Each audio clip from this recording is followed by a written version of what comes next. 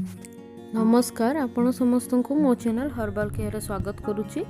आज मु आपण मानक सहित शेयर करने को जाऊँगी गोटे होममेड नाइट क्रीम।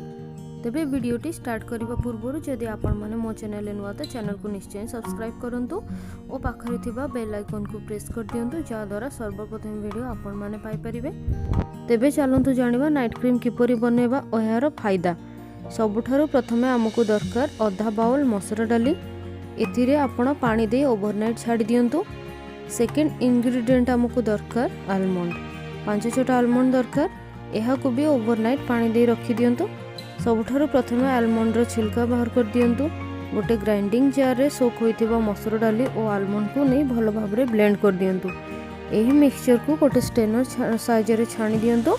गोटे खाली बाउल रे आमको पेस्ट दरकार नहीं, बस छाणी होइतिबा पानी कम से कम आमको 2 चामच दरकार। आ एही पेस्ट को आपण यूज मध्य करि परिबे। एही पेस्ट रे आपण एलोवेरा जेल मिक्स करी स्क्रब रूपे व्यवहार करि परिबे।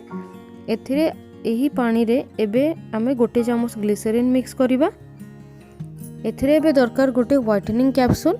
एहे आपण को मार्केट रे केउ भी मेडिकल स्टोर रो इजीली मिल जिवो। व्हाइट कलर कैप्सूल थाए।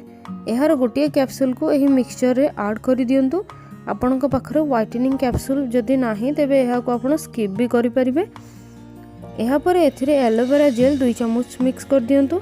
एबे एहा को भलो भाव रे 4 रु 5 मिनिट पर्यंत भलो भाव रे मिक्स करंतु। तापर एही मिक्सचर को गोटे एयर टाइट कंटेनर रे स्टोर करी रखि दियंतु। एहा को आपण गोटे वीक पर्यंत फ्रिज रे रखी यूज करि परिबे। राति रे फेस को भलो भाव रे क्लीन करी एही क्रीम को फेस रे अप्लाई करी भलो भाव रे मसाज करंतु।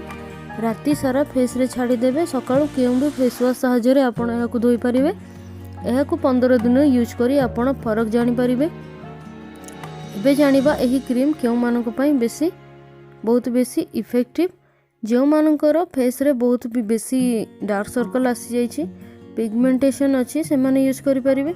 रिंकल वाला भी एहा को आराम रे यूज करि परिबे। स्किन नो ग्लो बढ़ाइबा पई आपण एहा को यूज करि परिबे। छोटो पिला को भी आपण लगे परिबे एहा को। तेबे आशा करछि कि वीडियोटी आपण मानकु निश्चय पसंद आस्थिबो। जदि वीडियोटी भल लागिला तो वीडियो को निश्चय लाइक और शेयर कर दियंतु। Thank you.